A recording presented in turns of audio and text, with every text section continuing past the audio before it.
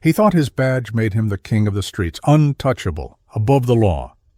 But what he didn't know was that the woman he pulled over wasn't just any driver. She was trained, disciplined, and carried more authority than he could ever imagine. And when his arrogance clashed with her silence, the whole courtroom would soon discover who really held the power. The city had settled into its usual rhythm of silence. Street lights blinked lazily over near-empty roads, and the occasional hum of tires on asphalt was the only sign of life. It was one of those nights when the world seemed half asleep, unaware of the storm about to break. Adrienne Wallace drove steadily in her black SUV, her hands resting lightly on the wheel. She wasn't rushing anywhere, just making her way home after a long day of service. To anyone watching, she looked like an ordinary woman out for a late-night drive. But Adrienne had lived enough life to know that appearances could be deceiving. Then, flashes of red and blue sliced through the calm.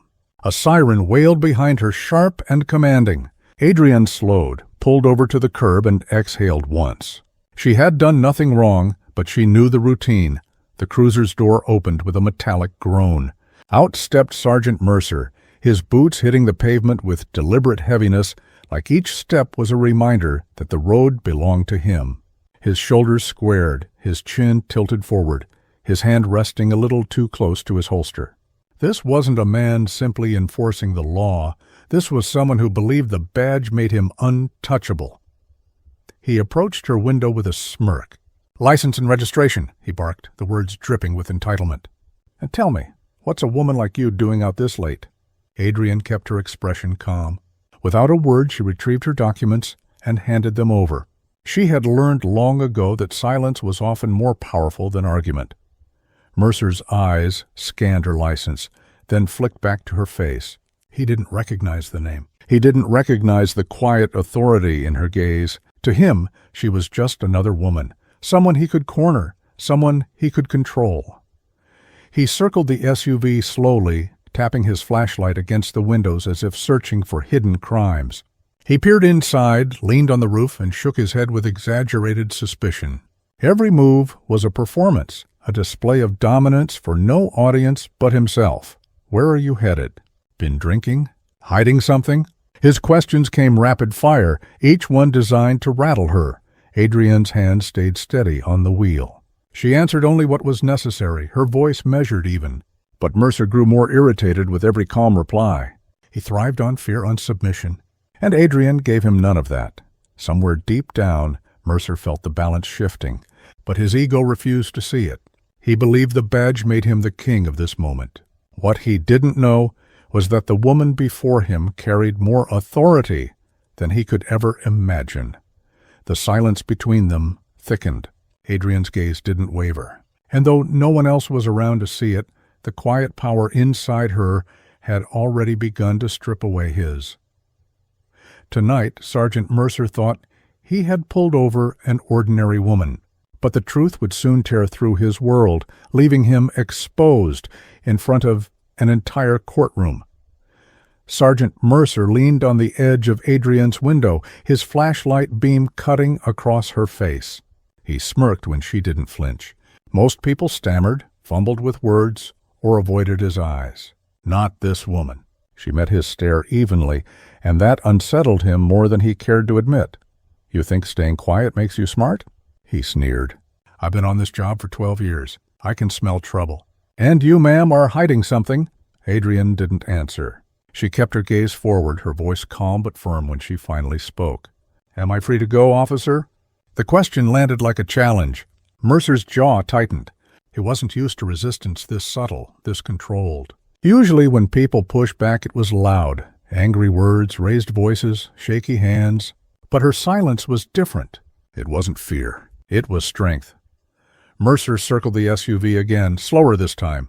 He tapped the taillight with his flashlight, crouched to peer at the tires, even pretended to check the license plate. Each move was a grasp at control, but it was slipping through his fingers. "Step out of the vehicle," he finally ordered, voice sharp. Adrienne's hands rested on the wheel a moment longer. Then, smoothly, she unbuckled her seatbelt, opened the door, and stepped onto the pavement. She stood tall, shoulders squared, her posture radiating calm authority. Under the dim glow of the street light, she looked less like a nervous civilian and more like someone who'd spent her life standing her ground. Mercer noticed it too. For a brief moment he hesitated, but pride wouldn't let him step back. "Turn around." "Hands where I can see them," Adrienne obeyed slowly, deliberately. She said nothing, did nothing to resist, but her composure gnawed at him. He wanted fear. He wanted obedience. Instead, he got dignity. And then she did something that rattled him more than shouting ever could. She reached calmly into her jacket pocket, pulled out her phone, and pressed record. "Are you filming me?" Mercer barked, his voice cracking with sudden defensiveness. Adrienne didn't answer. She didn't need to. The red recording light blinked steadily between them, a silent witness to every word, every action. That tiny light turned the balance of power upside down. For the first time, Mercer realized this encounter could follow him beyond the shadows of the street. His badge, his uniform, his authority. They weren't shields against evidence. Still, his pride burned hotter than his caution. He leaned closer, his face twisted with anger. "You think a little video's going to save you? I'll have this dismissed before it even starts." Adrienne remained unshaken. Her silence was louder than his threats. Her calm, stronger than his rage. The night stretched thinner, heavy with tension. Neither could escape. Mercer thought he was writing the script of this encounter. He didn't know that Adrienne had already set the stage for a battle that would be fought far beyond this empty street. And when that battle came, the courtroom would remember her silence and his arrogance. By the time Mercer finally waved her off, Adrienne slid back into her SUV with the same steady calm she'd carried from the start. He strutted to his cruiser, convinced he had shown her who was in charge. The smirk never left his face. But it was the smile of a man blind to the cliff beneath his feet. Adrienne drove away slowly, the night pressing in around her. On the passenger seat, her phone rested quietly, its recording still intact. She glanced at it once, her face unreadable. To her, it wasn't just a video, it was truth. Proof that arrogance wrapped in a badge could be stripped bare. When she reached home, she didn't collapse in anger or exhaustion. She sat at her kitchen table, replaying the footage, watching Mercer's face twist with superiority and then falter when the camera caught him. Each second was evidence, each word a nail in the coffin of his untouchable image. The next morning, Adrienne dressed not in civilian clothes, but in her uniform. The rows of ribbons and insignia pinned to her chest told a story Mercer never bothered to ask about. She was Lieutenant Colonel Adrienne Wallace, decorated, disciplined, and respected far beyond the streets Mercer thought he ruled.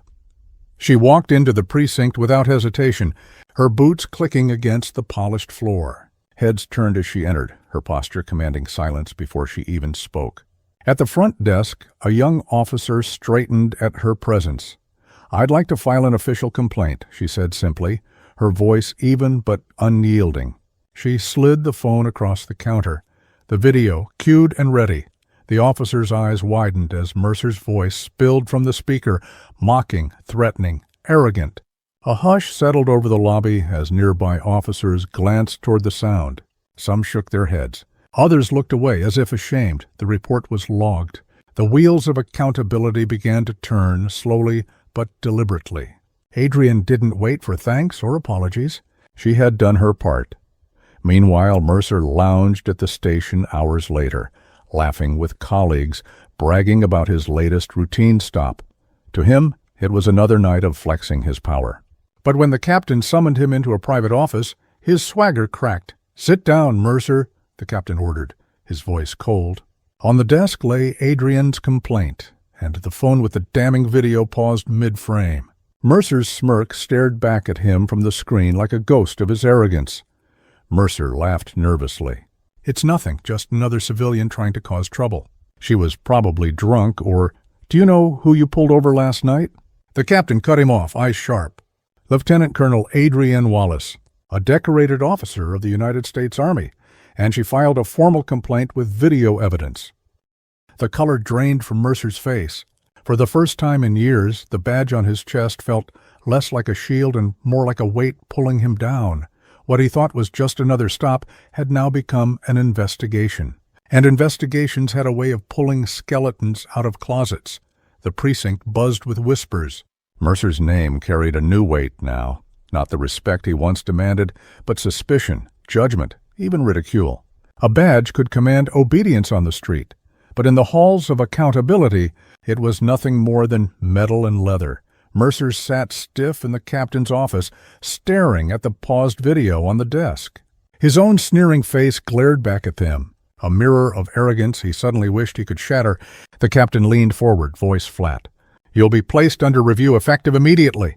Internal Affairs will handle the complaint." Mercer tried to argue, his words sharp but empty. It was a routine stop. She blew it out of proportion. The captain cut him off again. "Save it for the investigators." This doesn't go away with excuses. When Mercer left the office, the smirk that once decorated his face had vanished.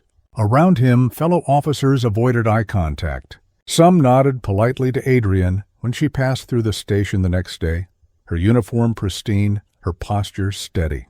Respect followed her like a shadow. She didn't have to demand it. It was given freely. Internal Affairs worked quickly. The recording was reviewed, transcripts printed, and witnesses questioned.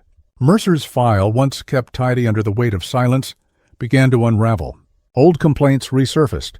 Reports of intimidation, traffic stops that didn't feel right, civilians too scared to press charges.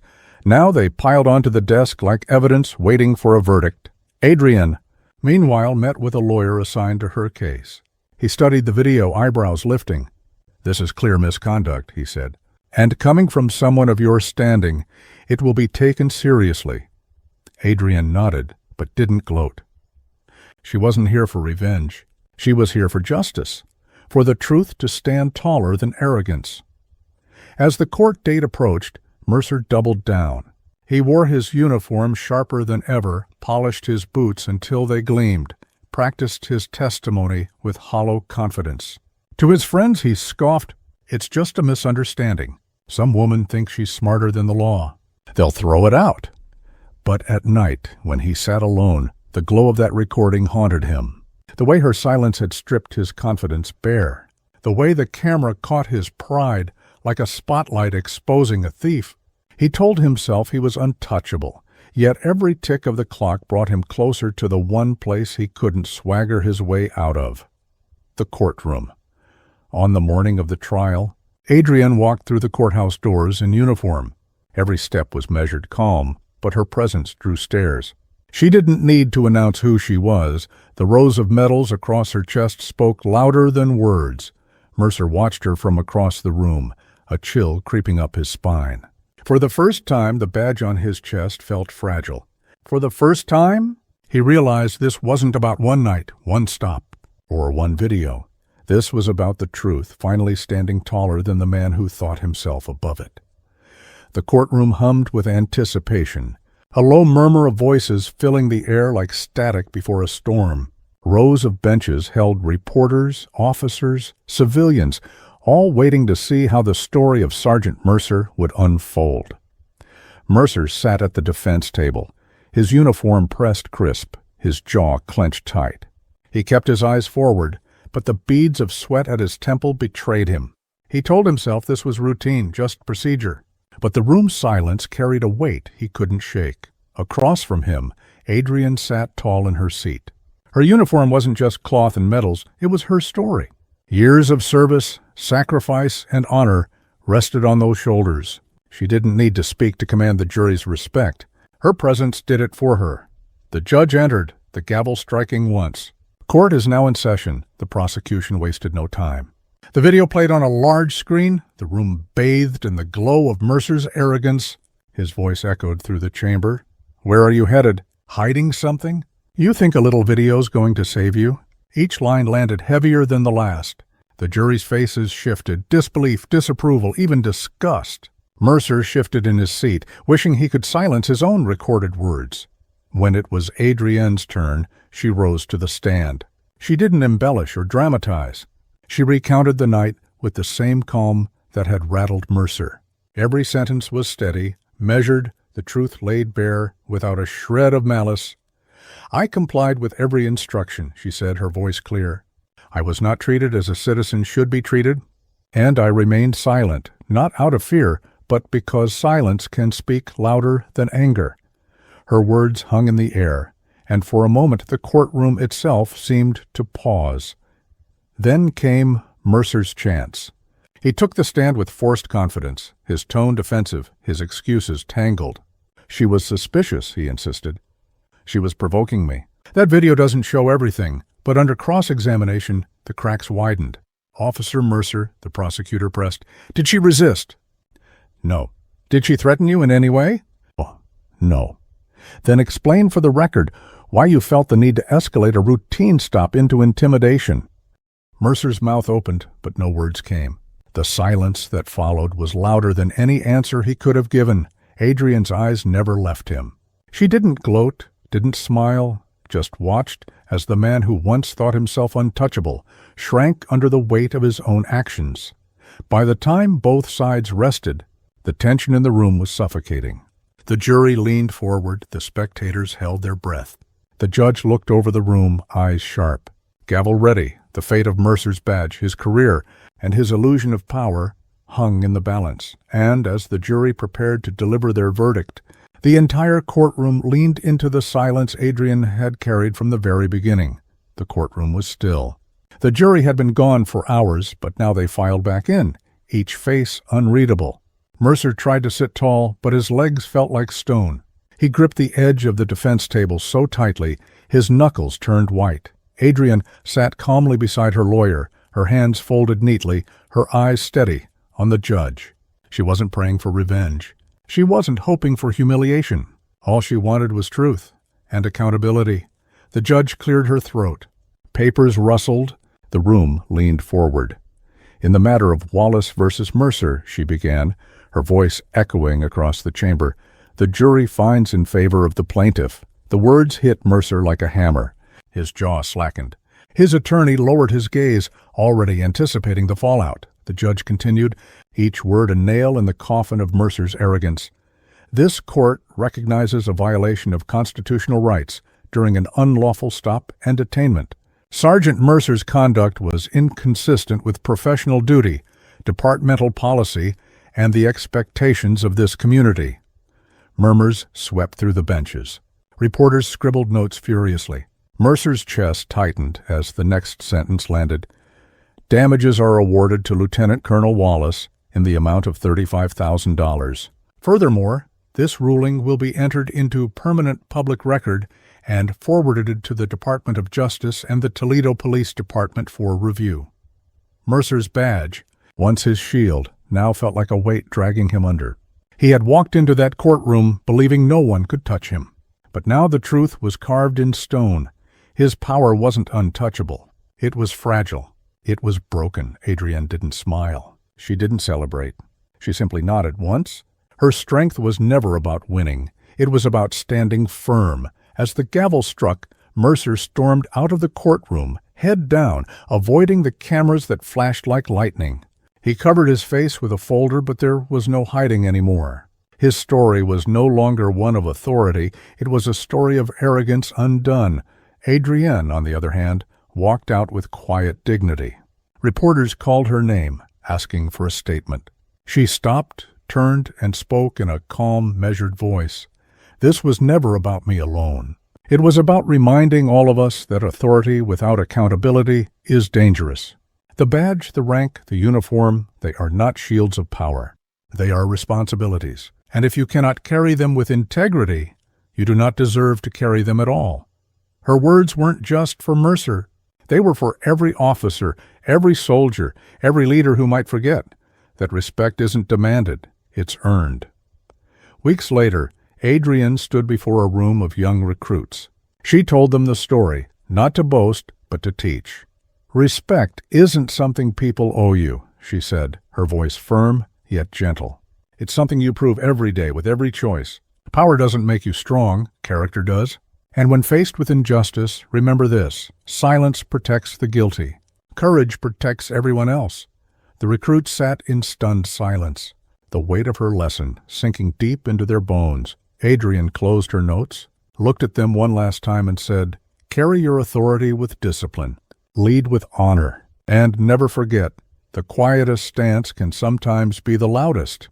She walked away, not seeking applause, but leaving behind something far greater, a legacy of courage that would outlive the arrogance of men like Mercer. Adrian's courage reminds us that true power comes from integrity, not arrogance. If her story touched your heart, don't keep it to yourself. Hit that like button, share it with someone who needs this message, and drop a comment with your thoughts below. And if you want more stories of strength, justice, and inspiration, make sure to subscribe so you never miss the next one.